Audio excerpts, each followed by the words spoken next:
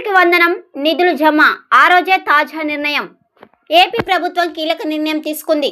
ప్రతిష్టాత్మకంగా అమలు చేస్తున్న తల్లికి వందనం రెండో విడత నిధులు జమ తేదీ పైన స్పష్టత వస్తోంది.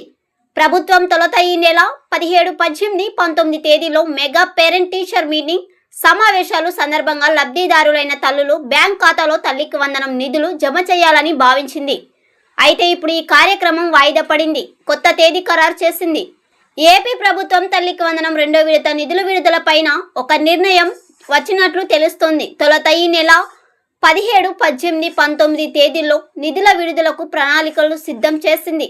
అయితే తాజాగా కొన్ని కారణాల వల్ల అదే సమయంలో నిర్వహించాల్సిన మెగా పేరెంట్ టీచర్ మీటింగ్ ఈ నెల 22వ తేదీన వాయిదా పడింది.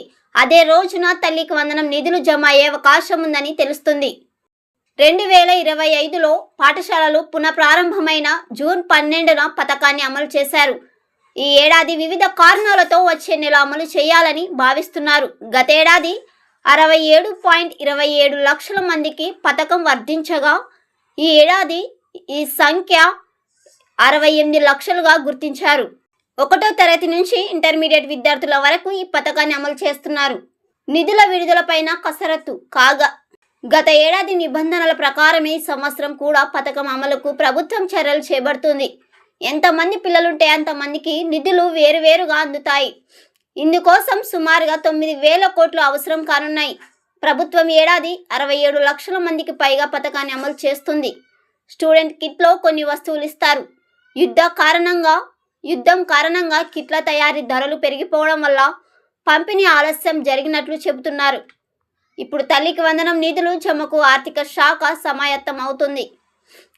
విద్యాశాఖ లబ్ధిదారులు వివరాలు కావాల్సిన నిధులపైన నివేదిక ఇవ్వడంతో ఇక అధికారికంగా ఈ నిధుల విడుదలపైన నిర్ణయం తీసుకుంది. ఈ నెల 22న దాదాపుగా నిధుల విడుదల అవకాశం కనిపిస్తుంది. తల్లికి వందనం నిధుల జమ ఈ వీడియోపై మీ అభిప్రాయాన్ని కామెంట్స్ రూపంలో తెలియజేయండి. మరి ఈ నెల 22వ తేదీ తల్లికి వందనం నిధులు విడుదల చేస్తాడో లేదో మీ అభిప్రాయాన్ని కామెంట్స్ రూపంలో తెలియజేయండి.